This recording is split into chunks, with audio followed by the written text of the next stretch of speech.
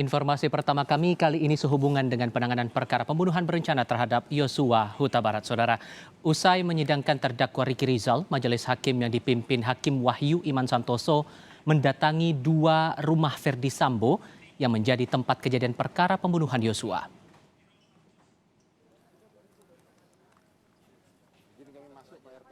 Pemeriksaan rumah Verdi Sambo di Jalan Saguling 3, Jakarta Selatan diikuti hakim, jaksa, dan kuasa hukum, tetapi tidak diikuti kelima terdakwa pembunuhan Yosua.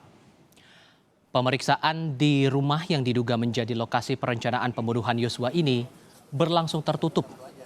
Kuasa hukum Verdi Sambo tidak memperkenankan pemeriksaan dilangsungkan secara terbuka.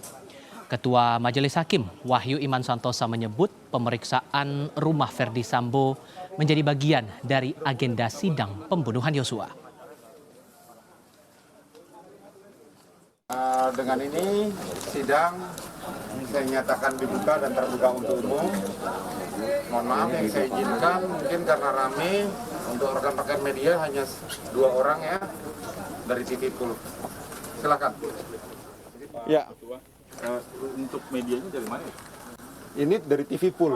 TV Pool mewakili TV semuanya, seperti yang di persidangan. Kalau di TKP mungkin bisa ya. Karena ini tertutup. Jadi mungkin mohon maaf tidak diizinkan oleh penasihat hukum terdakwa. Jadi kita hanya intern dari pihak jaksa penuntut umum dan para penasihat hukum di sini. Ya, baik. Sidang saya buka. Izin kami masuk Pak RT.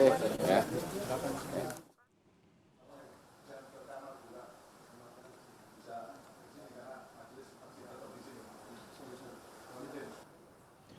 Hakim Wahyu Iman Santosa saat berkunjung ke rumah Verdi Sambo di kawasan Duren 3 sempat memeriksa lokasi penembakan Yosua Huta Barat.